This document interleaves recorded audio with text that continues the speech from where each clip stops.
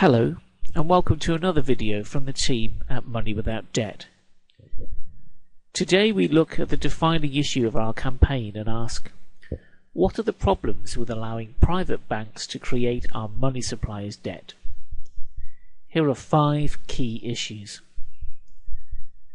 The current monetary system guarantees perpetual and ever-increasing debt. It is absolutely ridiculous for politicians to advocate reducing debt under the current setup.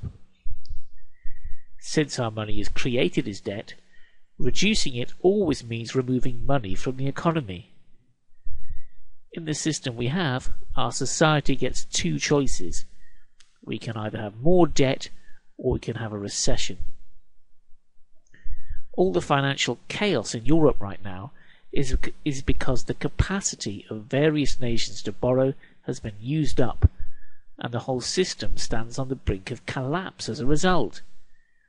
Increasingly desperate measures are being taken to keep the whole debt money system afloat, with catastrophic consequences for tens of millions of people, as debt repayment takes priority over jobs, healthcare and investment. Having money as debt is inherently unstable, creating endless booms and busts. Banks lend too much money into existence when times are good, distorting the market, and then refuse to lend when people's capacity to borrow is gone. Then the economic bubbles created by a rush of debt money burst, leaving us to pick up the pieces of a broken monetary system, an unbalanced economy, and the bill for failed banks.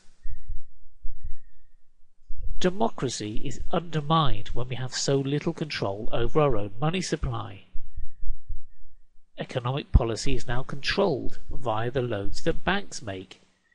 They decide how much money enters the economy and what that money can be spent on.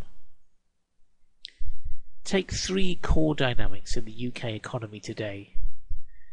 Firstly, the house price bubble that has excluded a generation from any hope of buying a new home. Secondly, chronic underinvestment in British industry. And last but not least, the explosion in personal debt, now set to reach £2 trillion by 2015. That's right, you heard that right, £2 trillion. No one voted for these things, and no government policy committee decided to pursue them. They occur because private banks have a license to create money as debt, and they decide who they loan it to and for what purpose. Recently, some politicians have started to blame anyone who has taken out a loan as responsible for the financial crisis of 2007. This is not just stupid, but grotesquely unfair. If people want to buy a house, start a business or go to university, what do? Unless they have a wealthy sponsor, they are forced to approach a bank for a loan. Debt is mandatory in a society where almost no other type of money is available. And economic growth is also impossible without someone willing to take on debt first. For all the churn and heat about the economy and politics, a handful of private banks have a far bigger say in how our economy functions, and their only concern is to secure short-term profits for themselves. Here's another issue.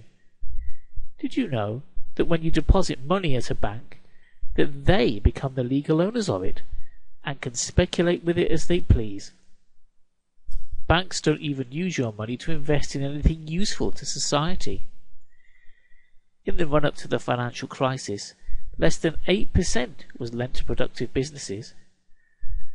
Banks prefer the quick returns afforded by property speculation, gambling in the financial markets, selling complex financial derivatives on the lucrative credit card market.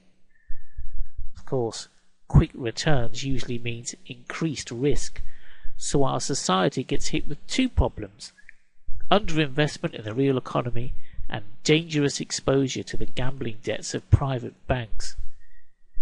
It was this process that left the UK taxpayer with a £1 trillion bill to bail out the banks in 2008. Your money pledged for decades to defend the financial services industry, which thrives on the free insurance we provide.